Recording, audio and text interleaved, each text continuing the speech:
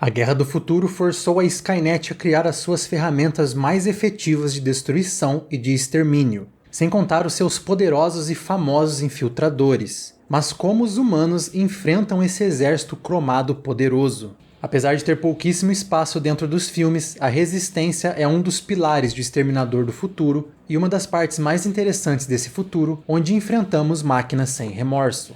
Eu sou o Matheus e seja bem-vindo ao Central Pandora. Hoje é dia de revisitarmos o Exterminador do Futuro e dessa vez dando destaque para os humanos que resistem e mantêm a esperança de vencer a mais perigosa inteligência artificial da ficção científica. E como por aqui já falamos sobre as principais armas da Skynet, principalmente os seus infiltradores e exterminadores, dessa vez é hora de olharmos para o outro lado da guerra, entendendo um pouco mais sobre a Resistência.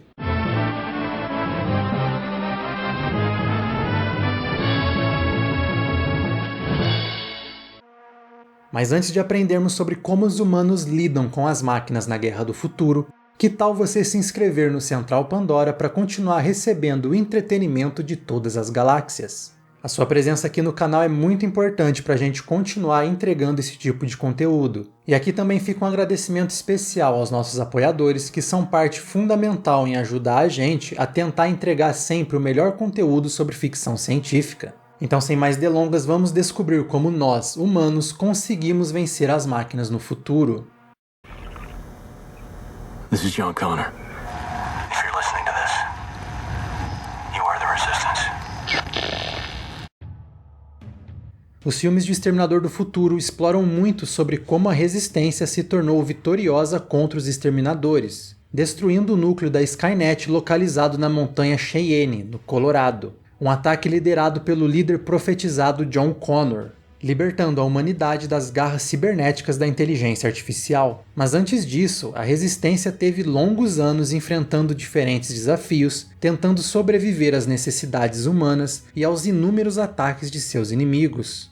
Mas é preciso voltar ainda mais para encontrar as raízes da Resistência, até mesmo antes de 29 de agosto de 1997, o dia do julgamento. O primeiro membro da Resistência surgiu muito antes da necessidade do grupo para a guerra contra as máquinas, sendo Sarah Connor a mais importante peça para que a humanidade conseguisse ter alguma chance contra os Exterminadores do Futuro. Enquanto o destino determinou que ela seria a mãe do líder da Resistência, o seu papel vai muito além. Entre o nascimento de John e o começo do dia do julgamento, Sarah ensinou tudo o que o futuro líder da Resistência precisava saber, desde a existência da Skynet até diferentes tipos de combate, uso de armas de fogo e habilidades básicas de hacker. Who'd you learn this stuff from anyway? From my mom, my real mom, I mean. E tudo isso seria essencial no futuro. Ela também foi responsável por iniciar os primeiros pontos de suprimento da Resistência, abastecidos com armas que fariam toda a diferença nos primeiros anos da guerra. Mais do que a mãe do líder da Resistência, Sarah foi a mãe da Resistência como um todo, carregando nas costas muito mais do que o seu papel materno.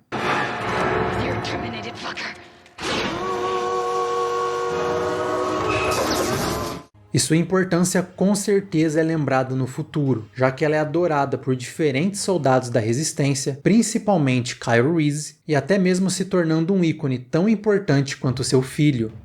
Sarah foi quem plantou as sementes da Resistência e que permitiu que o John, no futuro, pudesse liderar os humanos na guerra contra as máquinas. Mas para que ele fosse esse grande líder, primeiro ele ia precisar de um exército. E ao contrário do que parece, os humanos não se uniram imediatamente após o começo da guerra.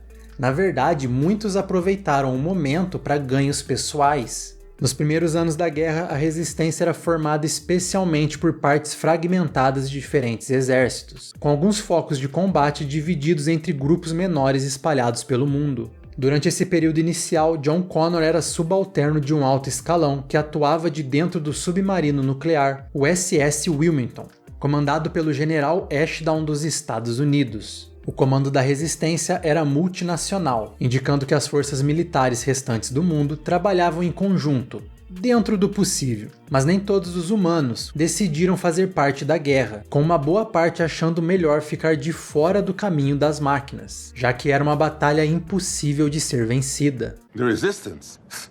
What a joke. Fighting those machines is impossible. We keep our heads down, they ignore us. Outros aproveitaram a oportunidade de caos social para benefício próprio, com saques, assaltos e outros ataques. Aliás, o problema com a sociedade é tão grande que muitos só fazem parte da resistência porque odeiam as máquinas um pouco mais do que os seus semelhantes. The only reason I fight for the resistance is because I despise people just a little less than the machines. Curiosamente, quando o Exterminador do Futuro lida com a questão da humanidade, é sempre de uma maneira meio cinzenta. Há até mesmo uma ênfase em como somos destinados a nos destruir, com ou sem as máquinas. It's in your nature to destroy yourselves. Yeah. Major drag, huh? A organização inicial contra as máquinas, que já estava começando a ser conhecida como Resistência, utilizava armas convencionais. Eles também utilizavam equipamento militar que sobreviveu aos ataques iniciais do Dia do Julgamento. Contra as primeiras máquinas e os primeiros infiltradores, esses eram armamentos eficientes e ajudaram a dar uma sobrevida ao movimento de resistência. Os membros desse grupo eram identificados por uma faixa vermelha no braço, simbolizando aquilo que todos os humanos têm de igual, a cor do nosso sangue. Enquanto existia uma coalizão militar com um certo nível de força, a maioria da resistência estava espalhada pelo mundo em grupos pequenos. Nesse ponto da guerra, o principal objetivo do exército da resistência ainda era encontrar maneiras de enfraquecer a Skynet e destruir ela antes que ela se tornasse poderosa demais. Uma das primeiras grandes mudanças na resistência veio logo depois do ataque à central da Skynet durante os eventos de salvação. O resultado do combate foi a destruição do alto escalão militar e John Connor adotando uma posição de liderança ainda maior. E vale mencionar que do começo ao fim da guerra, o John Connor dividia a opinião dos soldados. Alguns achavam que ele era um profeta, enquanto outros achavam que ele era um louco. Mas graças a tudo que ele aprendeu com a mãe, ele sempre foi um grande líder e estrategista, o que fez com que ele nunca fosse questionado na sua posição de comando. Com a liderança de Connor, a resistência começou a formar um exército mais organizado, até mesmo adotando um uniforme padronizado entre seus membros. Com essa uniformização, a faixa vermelha deixou de ser tão utilizada, mas a ideia por trás do símbolo se manteve, com a insígnia da resistência evoluindo a partir do mesmo princípio. A insígnia utilizou o símbolo do DNA, também na cor vermelha, ainda indicando a humanidade da resistência. A partir daí, temos o exército dos humanos com um visual agora clássico dos filmes originais, com um uniforme predominantemente cinza, uma camuflagem urbana perfeita para o cenário de destruição da Guerra do Futuro, mesmo que isso não faça tanta diferença para a visão das máquinas. Além disso, qualquer humano apto pode se tornar um soldado da resistência, independente do gênero, basta odiar as máquinas e conseguir puxar um gatilho. Outra característica dos uniformes é a falta de uma tag com o nome do soldado, e sim um serial de identificação que deve sempre ser apresentado ao entrar em algum bunker da resistência. É uma forma primitiva dos exterminadores não conseguirem acesso fácil, o que nem sempre dá certo. O exército de humanos era dividido justamente nesses bunkers, que serviam como principal ponto para se proteger das hordas de máquinas, principalmente dos T-800, que a esse ponto da guerra já tinha se tornado a principal arma da Skynet. E falando em arma, os humanos precisariam de um ótimo arsenal para conseguir enfrentar as ameaças cromadas que ficavam cada vez mais fortes. E a partir dos modelos 700 e 800, as armas convencionais não perfuravam mais a blindagem do endoesqueleto. E para piorar, a Skynet conseguiu desenvolver as armas de plasma muito antes da resistência. A Skynet começou a colocar os T-800 no campo de batalha, com os rifles de pulso na faixa de 40 watts Westinghouse M25, também chamados de rifles de plasma R95 no Terminator Resistance. Apesar da dificuldade de combate no meio dessa transição de armas, a resistência foi capaz de capturar e utilizar os rifles de plasma. Aos poucos, através da engenharia reversa, essas armas foram sendo adaptadas para o uso humano, ganhando uma nova versão e a possibilidade de adereços, como lunetas eletrônicas.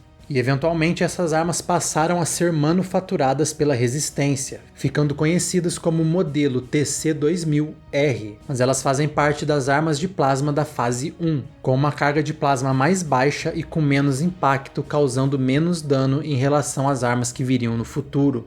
Houve uma segunda mudança importante de armamento por parte da Skynet, quando ela evoluiu os modelos M25 para uma versão com plasma mais forte. Com isso, os humanos tiveram que mais uma vez saquear as armas das máquinas e atualizar os seus rifles, criando uma das principais armas da Guerra do Futuro, o rifle de plasma modelo V-25A. Esse passou a ser o rifle mais utilizado pela Resistência durante a segunda metade da Guerra do Futuro e o período final da ofensiva contra a Skynet. Esses são fuzis de plasma poderosos, mas que também são bastante leves, garantindo muito mais mobilidade junto do poder de fogo. Um dos principais explosivos utilizados pela Resistência é a carga explosiva desenvolvida no futuro, usada principalmente contra os veículos de larga escala da Skynet. Todo soldado da Resistência precisa ser bastante criativo na hora de acabar com as máquinas, e é por isso que as bombas feitas de cano são tão comuns no arsenal da Resistência. Apesar de serem mais fracas que as cargas explosivas, as bombas de cano são práticas por serem feitas com produtos simples e podendo ser improvisadas em qualquer situação. E além disso, elas também podem ser empregadas contra os modelos T-800, causando bastante dano.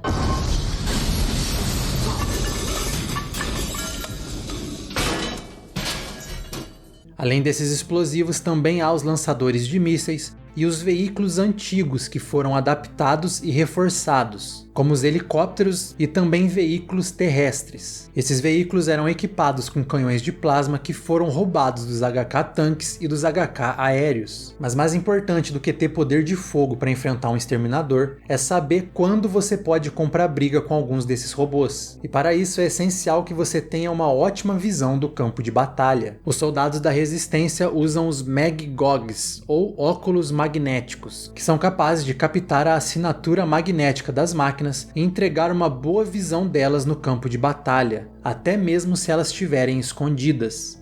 Apesar desse ser um elemento muito importante no jogo Resistance, esses óculos já fazem parte da lore desse universo desde o Exterminador do Futuro 1. Ninguém é obrigado a lutar na guerra pela Resistência, apesar de que existem algumas pessoas que têm preconceito com quem decide não lutar. Mas todos que estão em um desses bunkers da Resistência precisam fazer a sua parte para garantir a força do movimento contra a inteligência artificial. Quem não está na frente de batalha precisa ajudar a manter as bases, seja atuando como médicos ou mecânicos, ou então coletando recursos. Esse grupo de coleta é chamado de os coletadores ou scavengers. Geralmente eles procuram por medicamentos, ferramentas e principalmente por alimento. As crianças costumam fazer parte desse grupo, já que por causa do tamanho elas podem entrar em locais onde os adultos teriam dificuldade de vasculhar. Os abrigados de um bunker da Resistência também precisam ajudar com a coleta de ratos, que são usados como principal proteína para a preparação de alimentos. E nessas divisões dentro da Resistência, existe também a unidade conhecida como TechCon, que nunca foi muito explorada nos filmes e nem no universo expandido,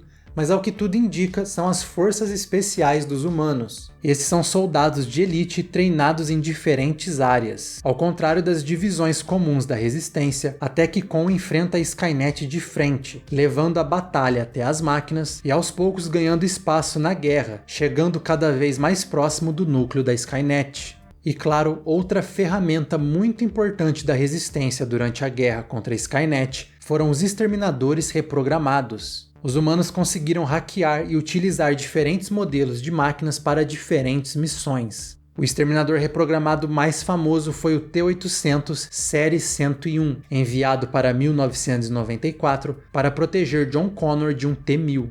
E com isso temos a organização da Resistência, as suas armas e as suas táticas em uma guerra que levou mais de 30 anos para garantir a vitória dos humanos contra as máquinas. E a Resistência é com certeza um dos elementos mais legais de uma das mais interessantes obras da ficção científica no cinema.